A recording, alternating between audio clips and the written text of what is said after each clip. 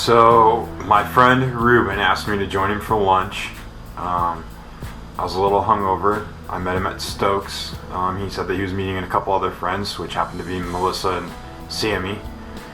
We had lunch and then we were all hungover. They went home, I think, to take a nap, and I went back to work. So that was the first time we officially met. Sammy and I went downtown and asked Ruben to join, and then he brought Patrick along. So we had like the longest lunch ever because the restaurant sucked and it took forever on food. So I think it was like a 2-hour lunch on a Monday. And we chatted a little bit, didn't really think anything of it. And then after that, he kind of just kept popping up in other spots, you know? So like I would see him, we went out downtown through mutual friends, kind of started to figure out we knew a lot of the same people. He started going to the same gym, like Sammy and I started going to Fit Farm, and then he started going like probably a couple weeks after we started. So, and then he ended up coming, I threw a graduation party at my house with, you know, just like a couple of people, like my dad was in town, and I was graduating from Creighton with my MBA, and I invited Ruben, and Ruben asked if he could bring a couple of friends along, and yeah, you know, we said, no, sure, no problem. And Patrick kind of just jumped in and started volunteering to do stuff. Like I kind of asked if somebody wanted to keep an eye on the stakes, and Mr. Girlmaster like hopped right up and started running the girl for us. My first impression was that she was very cute. Wasn't really sure what to think yet at that point as far as like personality wise, because it was just a lunch meeting. The more and more I got to know her through like her graduation party was probably the second time I actually saw her. Thought she was actually pretty cool, that she had a level head on her, that pursuing something more than just her bachelor's degree to get the master's to kind of advance her career was a huge accomplishment in my mind for somebody to do. So yeah, that's kind of how it all started. But he seemed really nice, you know, he just had this, you know, he seemed like really nice, really laid back. He kind of seemed like, you know, I think he kind of told me he was like from a farm, so he kind of had that like country personality to him. But yeah, just I'd say nice in general.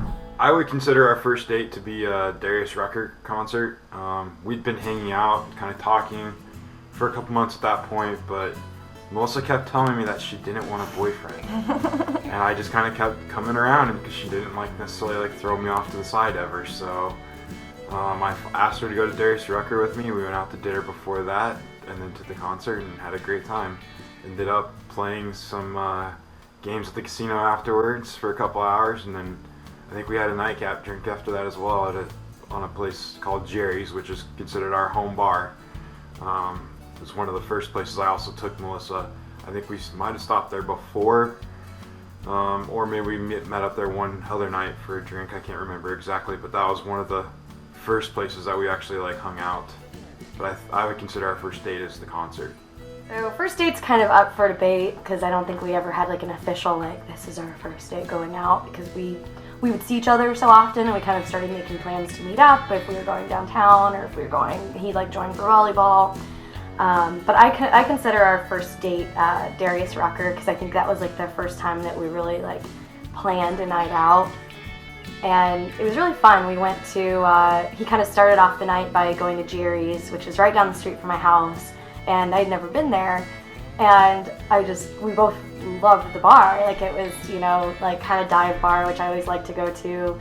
And they had like all these different beers on tap, and it just like, and then we loved the bartender, Mary. Like we met her that night and started getting to know her, and just like, I kind of like, that was one of the things I really liked about Patrick too, is that he was kind of had that bartender personality, and he was always like, he kind of talks to anybody and gets to know anybody. So we kind of went from Jerry's to Mantra and had appetizers and hung out, and then we went to Darius Rucker at the casino. So you know, like we both really like concerts. Like he's constantly buying concert tickets, and we just had a blast. Like that night just kind of really like was one of those nights that I just realized I wanted to date him, you know.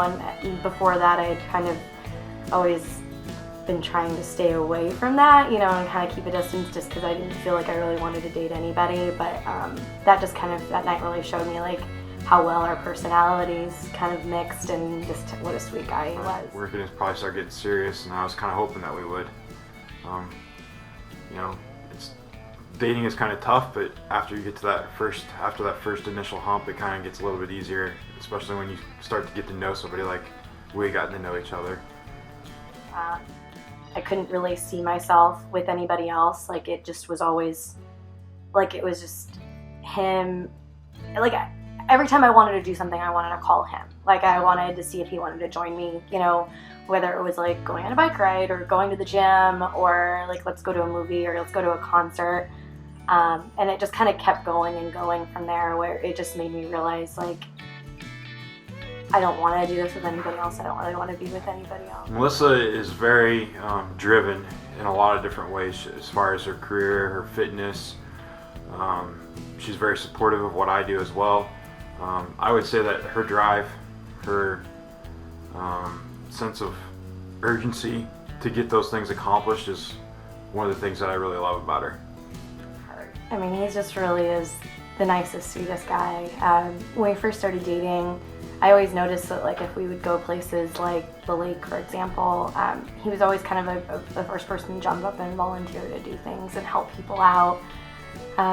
For as far as like the way he was to me, he was always really sweet, really generous.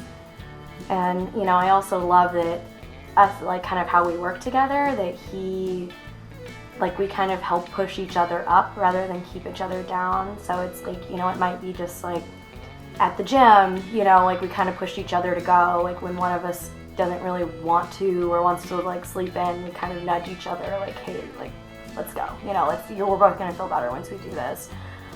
Same thing with work. Like, you know, we can kind of come home and talk to each other and ask each other advice, and it's always just nice that, like, I know I kind of have that cheerleader, and, you know, that's going to support me in what I want to do and kind of building on my career and everything as well. Her driving is just like, I catch myself going, Melissa, because she's not looking both ways, or she's busy thinking about something else, too much in our conversation in the car.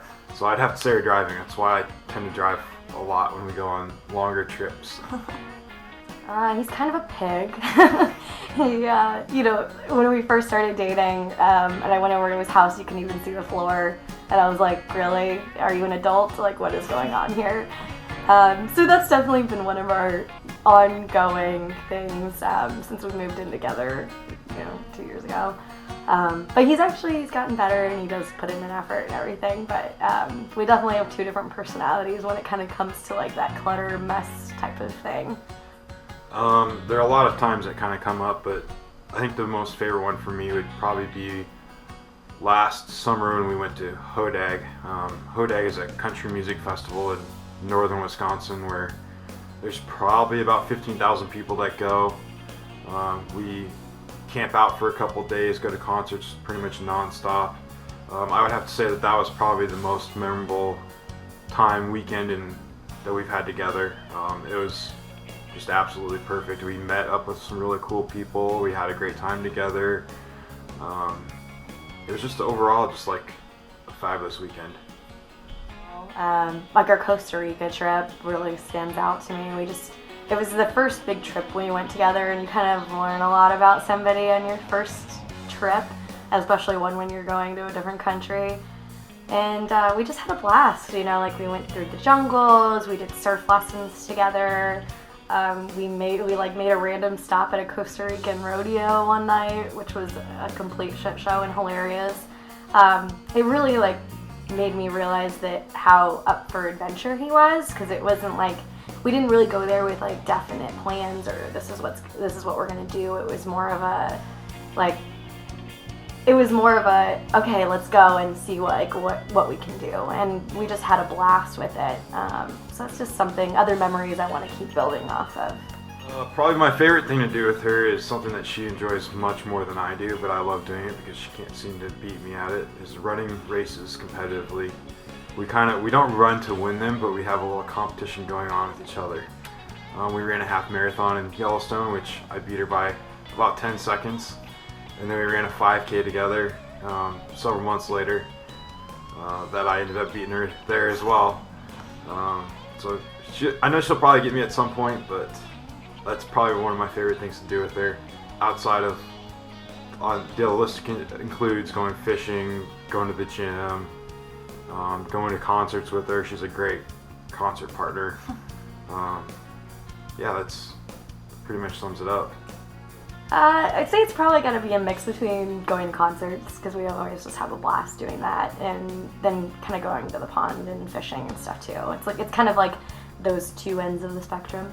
So it's, you know, like if we really just need that like lazy day and quiet and kind of get out of the city type of moment, it's nice to just go sit by the pond. And I know it's kind of a good thing for him to just kind of unwind and relax and clear his head. It's almost like a meditative thing for him. And then, you know, just concerts. It's always like we both love music and we both love concerts, and we've been to a million of them and just always have a blast with that.